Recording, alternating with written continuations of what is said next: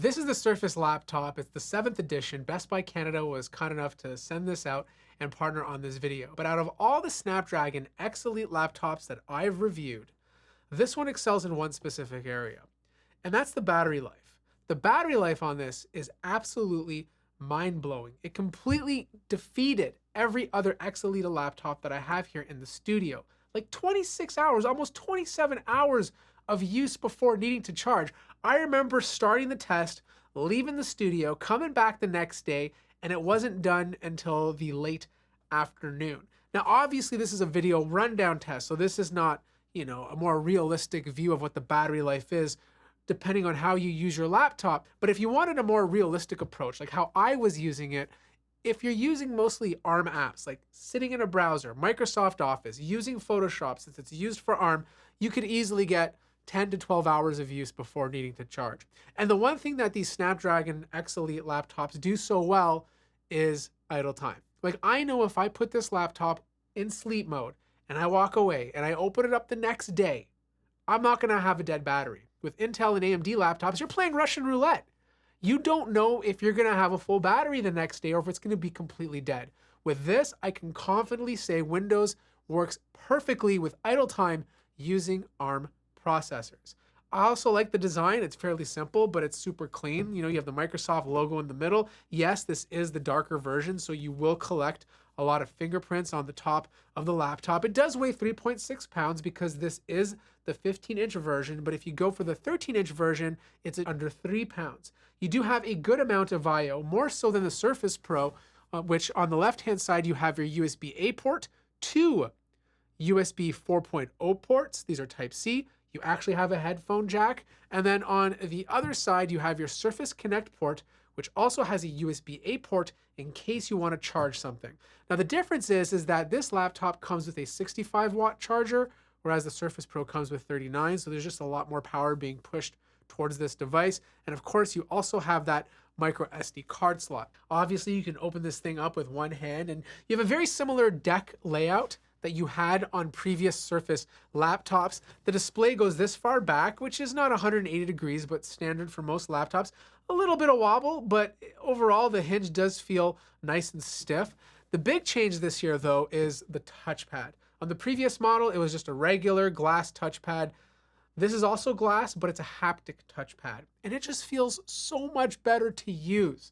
Like, if you're used to using a touchpad on a Mac, this is going to feel right at home for you. The keyboard experience is very nice. The keys themselves are very well spaced out. I can type really fast on this keyboard. A little mushy. Like, I would have loved there to be a bit more actuation, but overall, a very solid typing experience. Copilot key is on the bottom right-hand corner, which is obviously one of the things they've introduced with these new Copilot Plus PCs. So for example, if you use Copilot, which is built into the laptop, you can do all the standard AI stuff that you've seen before. So for example, if I wanted to take a trip to Portugal, I went ahead and asked it what I could do over a 7-day trip, and it gave me a bunch of fantastic ideas. You can summarize it, you can turn it into lists, and basically have a schedule for your entire trip. Now, if you're a terrible artist like I am, there's a new feature built into Paint where you can basically start drawing, and then you'll have a co-creator on the right-hand side basically take what you're drawing and turn it into a more legible experience. Like, for example, I was basically just using the mouse on the keyboard to draw the CN Tower, and then I typed in a bunch of stuff that I wanted to look like, and it reproduced a result that would have been way better than any sort of sketch that I was capable of doing. And of course, you do have a bunch of new Windows Studio effects, which I feel like if you're in a lot of meetings using Microsoft Teams, you're going to appreciate. You can do all the standard stuff like blur the background. You can do a standard blur so it's not as aggressive. You do have the option to make your eyes always look like they're looking at the camera. This is huge if you use a teleprompter or if you're using your display to read stuff, but you want to maintain eye focus on the camera so it doesn't look like you're reading something. And then of course, there's a bunch of fun, neat features that basically turn your skin into watercolors if you want to spice things up And because the Surface laptop has a lot of AI features, it's offloading a lot of them to the NPU. That NPU just saves you a lot of battery. It's just way more efficient than sending these commands or algorithms to the CPU or GPU. Now, the SKU that I have here comes with the Snapdragon X Elite. It has 512 gigabytes of NVMe SSD storage, and of course that 15-inch IPS LCD display. But because it's using the 80 variant of the Snapdragon X Elite, that means 2 of the cores can boost. And it does make a difference in terms of single core and multi-core performance. It will beat out any other Snapdragon X Elite laptop that I've tested that's using the 78 variant. Multi-core speed really depends on how much TDP or power the CPU is getting. The VivoBook is obviously getting the most. It has a bigger charger, so that's going to perform a bit higher. But just below that is the Surface laptop, which is very respectable considering that this only comes with a 65-watt charger. Now, if you're planning on using Photoshop with this device, this scored the highest out of any Snapdragon X Elite laptop. Like Photoshop, which is native for ARM, made by Adobe, works very well on this laptop. Adobe Premiere Pro, After Effects, and Illustrator have been removed from the store, but there will be an ARM version coming out at some point. Now, DaVinci Resolve, which has a beta version that's built for ARM, it's still not the greatest if you're editing 4K video. Like, it is going to chug a lot, you're going to have a lot of drop frames, but you can obviously render out an entire video. And this had the fastest score on a Snapdragon X Elite laptop that I've tested so far. Now, the other thing that I really appreciate about this laptop is the fan noise. Like, you barely hear it. Like, they will kick on if you're doing something super intensive for a long period of time, but the loudest they get is like 42, 43 decibels. Most of the time you're below 40 and you can barely hear the fans, which is great if you're like using this all day, you're in class, or if you're in an office setting where there's a lot of people around you.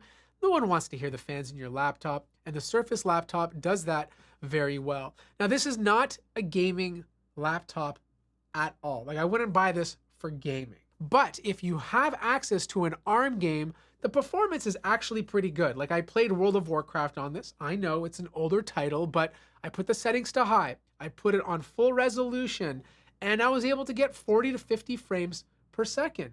If you want even better frame rates, drop it down to 1080p, and I was able to get 60 to 70 frames per second. The game ran absolutely smooth. Like, I could easily do a raid on this and never have any issues. Now, the one thing that I truly like is the display. I understand it's not OLED, right? It's IPS, but the color gamut is really good. Like, it's a really good color gamut. The color accuracy is absolutely fantastic, and the screen brightness is really high. For those of you out there who don't feel comfortable with OLED, you're worried about burn-in or a screen door effect, this completely removes that. And this is just a very good quality IPS display. So this is what the 1080p webcam looks like on the Surface laptop. I'm using nothing but a little bit of daylight that's coming in through the windows. You guys let me know how it looks, and most importantly, let me know how the microphones sound. Now, internally, you obviously can't upgrade the RAM, but what you can do is swap out the NVMe SSD inside of here. It's 512 gigabytes. It gets decent read and write speeds, but obviously, if you want something bigger and faster, you have the option to do so. So here's the thing. If you're buying a Snapdragon X Elite laptop, and this goes for all the ones that I reviewed, if you live in the browser, if you're using Microsoft Office, if you're using mostly ARM-based apps, you're going to love this thing. Yes, every once in a while, you might run into a little hiccup with an x86 app that's just not compatible at the moment. But the one area that these laptops truly excel is performance, if you're using ARM, and battery life. Like, there's just nothing else like it in the Windows ecosystem except for these guys that give you this kind of battery life overall. I feel like out of all the Snapdragon X Elite laptops I've reviewed, this one is probably my personally favorite. It's priced a little bit higher, but the finishes on this are really, really nice. Now, if you're interested in picking this up, Best Buy Canada will have this at their store. You can ask any of their blue shirt experts for help. They'd be happy to answer all of your questions. Of course, I'll place a link to this in the description down below. Hope you guys enjoyed the video. If you did, feel free to hit the like button. If you're new to the channel, subscribe, and I'll see you guys in the next one.